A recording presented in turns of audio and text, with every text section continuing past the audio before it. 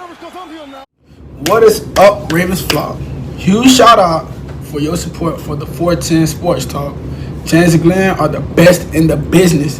They're killing it right now. They love talking Raven talk. Make sure you go subscribe to their channel. Let's go Ravens. Big trust. Welcome in, everybody, to another episode of 410 Sports Talk. James Haskell, Glenn Martin, here to break down some more Ravens news.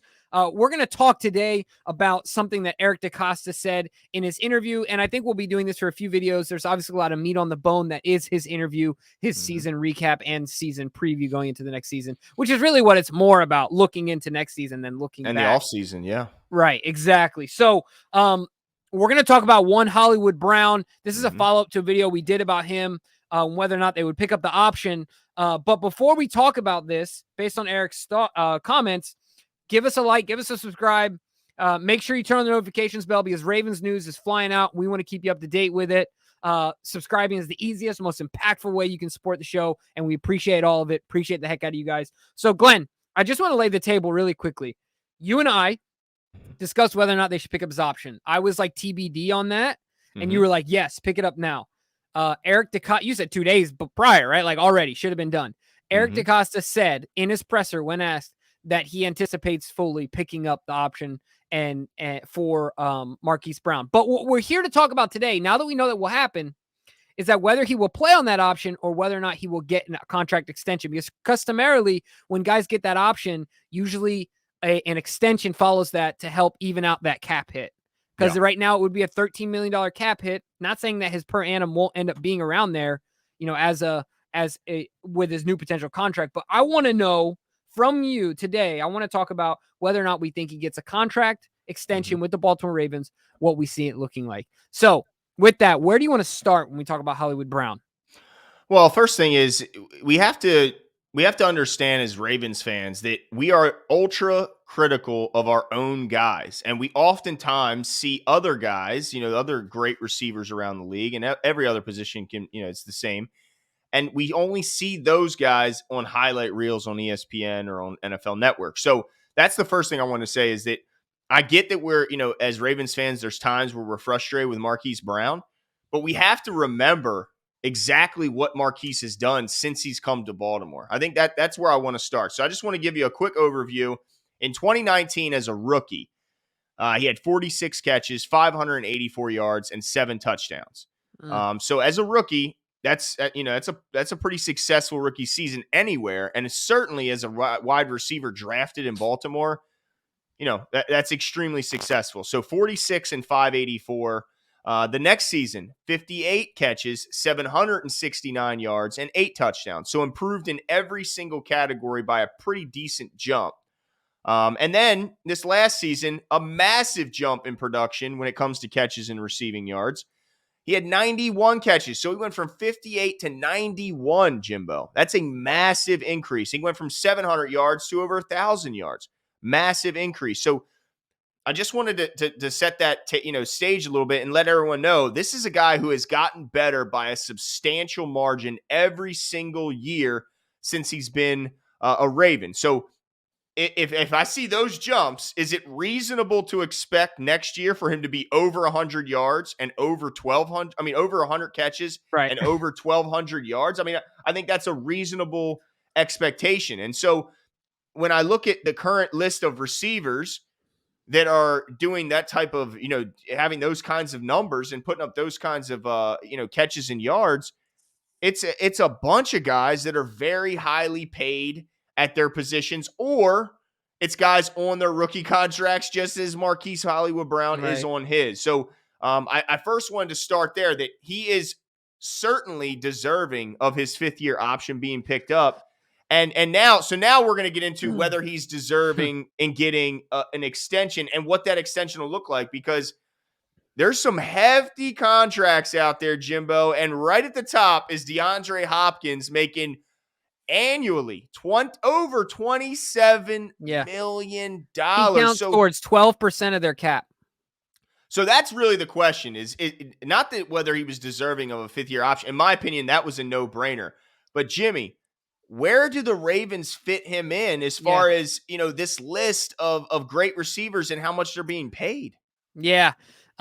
It's funny because I think you can already tell that there might be some disagreement here if you're watching at home. But the reason is that you can tell that you can always anticipate it when Glenn does a great job of laying his base.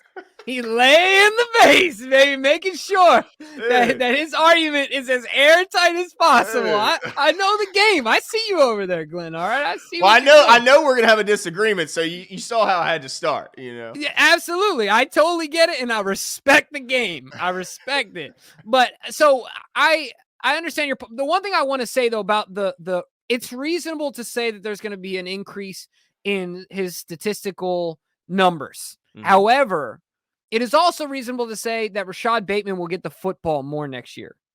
So that will be an interesting dynamic, right? To see how they coexist. Because I think Marquise is going to have to learn to fit into a number 2 role. I think that Rashad Bateman was drafted to be our number 1 receiver. I don't think he was drafted to be our number 2 receiver. And I think that the Ravens have learned that as your true traditional, like outside X, Hollywood might not be. I mean, he isn't that, right? Like Rashad Bateman is built more for that. So that in of itself will be interesting to see, and how it affects Marquise's finances. I think it is incumbent upon Marquise Brown to get a deal done this summer before that happens. That's my opinion, because then all your arguments are still valid, right? But if there's a decrease next year, just like Kadri said, and Eric DeCosta has this much leverage, and say, dude, your numbers, what's going on here? They went down. I can't pay you that money, right? You're not trending up, you're trending down type thing. I think that it's incumbent upon Marquise Brown to get the deal done this year. With that said, if you look at his annual what his annual pay will be on that 5th-year option, $13 million. I think that's a good place to start to look up and down as far as the guys that are getting paid a little bit more and a little bit less than that, to see if he's worth something like that annually or something less. So I'm going to start a little lower. $10 million. There's a few guys there. I'm not going to go into the stats or anything. I'm just going to name a few guys. Like Tyler Lockett is at 10. Tyler Boyd is at 10. DJ Moore is at 11. Calvin Ridley's at 11. And Sterling Shepard's at 12.5. Curtis Samuel's at 13. Cortland Sutton's at 13 too. Corey Davis 13.5. Julio Jones is at 14.3. So the reason I'm bringing that stuff up is because I don't know if I see Hollywood going. I don't see him going any higher than 13. I don't know if the Ravens are willing to do anything more than that. I think they might consider something more than that as irresponsible, which is the word that Eric DeCosta used a lot in his presser. So average annual, you think 13 is his ceiling? The ceiling. Yeah, I do. I think it's the ceiling. So if you're talking, what's that? 13 and 4, whatever that math ends up, 26 times 2. What's that? 52. 52, 4 years, 52 million. I don't know, call it 55 million. So who on that list do you think is better than Lamar? I mean, better than Hollywood, who's being paid less than 13 million? I think I'd rather, Calvin Ridley. But see, Calvin's on a rookie deal as a first-round pick. He hasn't signed any extensions yet. And by the way, Calvin Ridley did quit his team this year. Fair enough. But, I mean, you asked this, you asked the question. I'm just answering the question. Well, okay. But what I'm saying is, I also understand your point, because there's a gray area, right? Like Brandon Cooks is getting 16 million. Robert Woods is getting 15.7. Not to underestimate Robert Woods. He's a great player. Nelson Aguilar. Now, you can't even count Nelson Aguilar because he's getting paid by the worst cap administrator in the history of the NFL, right? Like he's getting what? I mean, Bill Belichick is so loose with the money, like he knows it's not his. He doesn't mind spending it. So look, he paid Nelson Aguilar $14.8 a year. That's insane. So I understand your point. I mean, I think the only one that I could say that I would certainly rather have that's no longer on a rookie deal is one Cortland Sutton. I'd rather have Cortland Sutton 9 times out of 10 and twice, and 10 times out of 10 on Sunday. I mean, because he's just because he's bigger. He's bigger. He's a better one. Look, his catch radius is ridiculous. I I think he's more of a I mean, traditional X. Lamar can just throw it up when he has to. He doesn't have to pinpoint it. The pass doesn't have to be perfect. I like his physicality. Yeah, I mean, I but think he's there's a never lot to like even about Cortland Sutton. in 2019, I guess is the year you look at and say he had his best year. He had 72 catches, he had 1,100 yards, 6 touchdowns. So, I mean, he has had a year where he's put up some pretty good numbers, but And I mean, I mean, am I wrong? But I mean, look at who his quarterbacks have been. no, his quarterbacks have been suspected, but I think Drew Lock was his quarterback in 2019 when he put up those numbers. Unless I'm missing something. So yeah, he's a talented player, and they But paid outside him. of that, I get your point. I mean, the list is relatively short. But Right? he certainly hasn't done anything that's so below, what Hollywood done. I mean, Hollywood had 91 catches. In Yeah. Sutton's best year, he had 72. So The hard thing is going to be, though, Glenn, in this whole conversation with Rashad Bateman coming on, like, I know they can coexist, but like, how? well, that's what does I that wanted to get impact? into, because my whole thing is when Lamar Jackson is on the field, who's he throwing the ball to? Mark Andrews, And I don't think Hollywood Brown. that all of a sudden, Rashad Bateman is going to have the lion's share of the targets. I still think, as long as Lamar Jackson is the quarterback of the Ravens, that his favorite 2 targets will always be Mark Andrews and Hollywood Brown. I don't think that Rashad Bateman is going to just all of a sudden be the lead dog when it comes to targets just because the Ravens drafted him at this position. I don't Well, think not that just because of the matters to draft. I Lamar think he Jackson. showed. I think I think Lamar saw what. I think we all saw what Rashad Bateman can do when you throw him the foot. His first 11 catches were all Mhm. first downs. The No dude doubt. has shown what he can do with a guy like Tyler Huntley. So what should Lamar be able to do with a guy like him? You know what I mean? I think if he Mhm. only stuck to throwing Hollywood the ball, it'd be not that Hollywood isn't good, Well, but you don't stick to it, but I'm saying I just don't expect him to take over and snatch away all the what sort targets. of a A and I target understand share? your point. Yeah, but like what do you see that just between those two, right? Yeah, I still think that the Percentage edge. wise. I mean, if I had to break it, I'd still say 60-40 in Hollywood's But I advantage. would bet you that is a big difference between even all the other receivers Mhm. probably didn't even get 40% of the targets in comparison. You know what I mean? Like Yeah. Hollywood probably got more than 60%. I'm just guessing at this point. It felt like he got at least 60% of the total targets to wide receivers. Yeah, So when Lamar was in there, no doubt. There's obviously a friendship there. And so that's my next thing is like how much of, and we know that, I guess we'll never know this, but I think we have to understand that his relationship with Lamar is going to affect his contract negotiation, because if I'm his agent, I'm going to go, you want to let Lamar's best friend, not just on the team, but in life, you want to let him leave? You, a guy that has instant chemistry with Lamar, you're going to let him go test the market and potentially sign elsewhere? You don't think that's going to piss off your franchise quarterback? Like, I think that is a bigger impact on the contract negotiations than a lot of people are giving it credit for. I mean, that is yeah. look, what did getting, I think Joe Burrow played a big role in the Bengals drafting Jamar Chase. I think it mattered that they got in a guy that he had instant chemistry with. I think that matters. And I think that the Ravens would do a disservice to the organization, to Lamar Jackson, if they let him test the market or go elsewhere. Is the reason that you're saying all of this, because I don't disagree with what you're saying, but is the reason you're saying all of this to say that he's going to get more than $13 million a year? Well, I think that if you look at the competition around the league and you project what he's going to do going forward. So let's operate as if the Ravens were signing him before this next upcoming season. Yep. Man, how did Robbie Anderson make $16.8 a year? Well, I mean, the Carolina Panthers had an awful lot of cap space, and My they're not paying a quarterback. gosh. But yeah, I mean, that's Sorry, crazy. He's a pardon the good interruption player. there. No, he's a good player though. But my whole thing is, if I'm the agent of Marquise Brown, I'm saying, what is the negatives from my guy? Like, where are you pointing to? Because every year he's gotten better in every statistical category. He's off the field. He's a worker. Like, there's no doubt that there's no worry that he's going to get lazy and come in fat. None of that. No. The guy's an extremely hard worker. So the only thing you can point to is the Detroit game where we had some unfortunate drops. We still won that game, by the way. And you can point to the late season where he started to revert back to back when he was injured and he was first starting, where he was avoiding contact. But the beginning of the season, we both pointed out that we saw a different Marquise Brown with the ball in his hand, a more aggressive Marquise Brown. I mean, I think there's far more things you can point to as his agent of positives and saying, why are you not? So where do you see the number? So if I was Marquise, I would be pushing for certainly top 10. So I'd be saying I want more than what. Now, look, I'm a Ravens fan, so I'm hoping that number is closer to what you're saying. But if I was his representatives, I'd say I want to be making more than what Brandon Cooks is making. I want to be making right up there with what, Kenny Galladay's making 18 a year. Why? Because the Giants.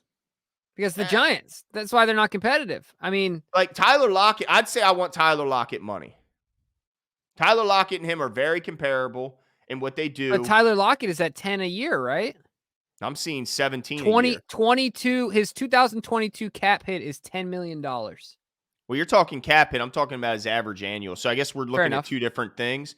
I'm just going by average annual salary. So it's probably including some sort of a bonus or something of that nature that doesn't directly impact the cap. Well, plus his cap hit's probably back heavy. So I bet if we look at the end of his contract, it's probably astronomical. So he may never, hit those type of cap impacts. But I just look at around the league and I say, man, if that was my guy, you mean to tell me he's not worth more than what Jarvis is right now at 15?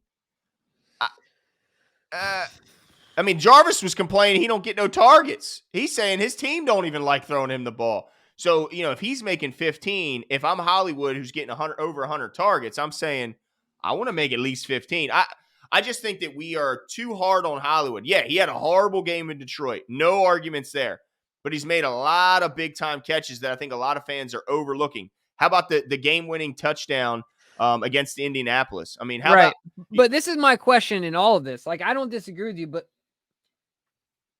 when Eric talks about being responsible, being fiscally responsible, so like how much you have to calculate that in with how the Ravens do deals normally, right? Like, yeah, there's no okay, maybe top 10, maybe you're talking.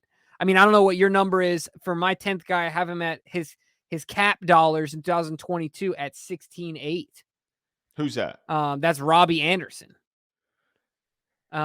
So I just irresponsible. You see what I'm saying though, right? Like that's threat. That's the hard part is that like how much do you equate? Because I don't disagree with what you're saying from a production standpoint. Like go beat on the desk for Hollywood Brown if you're his agent, things like that. But where is Eric DeCosta going to just say, look, Marquise, we cannot do this. We want to, but we cannot. Right? Like, yeah, it's sure, so you can go play for the Carolina Panthers. You can go play for the New York Jets. People don't even remember this dude. I'm going to bring up a name that no one remembers anymore. Go be Corey Davis. Yeah, well, people did forget about him real quick when he put that Jets uniform on. You know what I mean? Like, you can do that if you want to, and no one will say boo. But this is how much would that? Here. How much would him? Like, would you give him Corey Davis money? Like, do you think that he goes? Well, not you, but what I'm saying is that would you take? I mean, if I'm Hollywood, I'm not taking that because he's making it's a pay cut from his 5th-year option. Well, I have a 13.6. See, I got his average annual at 12.5 on mine. So I guess we first of all, me and Jimbo got. Well, I'm glad that we have differences because mine is a all-encompassing cap hit, and then yours is their actual pay. Yeah, their average annual. Yeah. Yeah, you know what I mean? So I'm glad that they're different, actually, than it working out. But, like, look, the Ravens can say, dude, I'm not paying you more than Julio Jones. Yeah, it's Julio Jones. Yeah, but Julio Jones is not Julio. What did Julio Jones do You're right. Year? But if I'm the Ravens, he's still Julio Jones. You know what I mean? Like, it's just a tricky one. It is tough because age and then production, it doesn't always line up because at this point, this is his one shot at getting a monster life-changing deal. So he should probably take advantage of that. But how much are the Ravens willing to, like, do you think if you're Lamar Jackson and you hear they just let Marquise Brown go test the market, how do you feel? Are you pissed off? That's your best friend, your number one target. Right. But at the end of the day, they got my man locked up and Mark Andrews. Like, Yeah. That's his buddy, and I get it, but Mark Andrews is his guy. And so that's the other thing, too. Based on the Ravens' valuation of their offense, how they value their players, and the league is different. So you're telling me that it's fair to pay Marquise Brown more than Mark Andrews because he plays wide receiver instead of tight end? What's Mark Andrews making? Average annual. I guess. And while you look that up, I just want to, their target shares were awfully close. You're talking 146 targets for Hollywood and 153 for Mark Andrews. You're talking about a 7 target difference. And I bet that when Lamar Jackson's in there, that the edge might even just go to Hollywood, and that 9.6 million total cap dollars 2022. But what's his average annual? Do you have that? No, I'll pull that up, because I bet that his average annual is pretty similar. But yeah, I mean, look, there's no doubt that positionally, next certain year positions just get jobbed. Holy crap! Let's see, yearly cash next year 19 million. Yeah, that's where he makes the most of his money, is next year on that deal. Last year, that it'd be a $27 million dead money if they cut Mark Andrews. Good thing is he's not going anywhere. Yeah. So I'm going to say this. I think that 15 is the absolute ripcord ceiling. I don't think the Ravens go higher than that based on their fiscal responsibility. That's as far as I go. What'd you say? What number is it again? 15. Yeah, 15. I think that's I'm going to say a little bit higher. I'm going to say 16.5. All right. But again, I'm hoping, I'm just playing devil's advocate in a bit of a way, because I am hoping he signs for 5, because I want the Ravens to have as much cap room and much, flexibility. Like selfishly, sure. Yeah, selfishly, because I'm a fan. I want the Ravens to do well. Now, as a person, I of course hope that he makes as much money as he can and changes his family and his kids and kids' kids and kids' kids. I think I always hope for guys to do well, but selfishly, as a fan of the Ravens, I hope that he gets as low money as possible, because that means they can hopefully bring in more good players. But if I was his representative, I'd be saying I don't want any less than 16.5.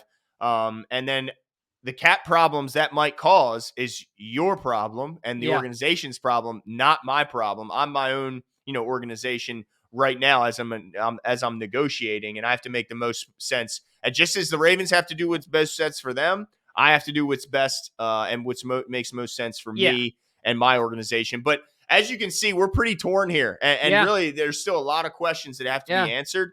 But let us know what you guys think on Hollywood. Like, does the deal get done? Like, does it get done? I think it's incumbent upon them to get it done now. Do you guys think it gets done this offseason? Yeah, and how much does his relationship with Lamar change the negotiation process? This isn't Devin Duvernay up for his contract. This is his best friend. Right. And should that impact his valuation as a player in any way? I mean, that's a big question that has to get answered. When will this get done? Should we let him play out his, and basically test the market before the Ravens decide to, ultimately bring him back or not? Let us know all of your comments and your thoughts in the comments below, and we will talk soon. See ya.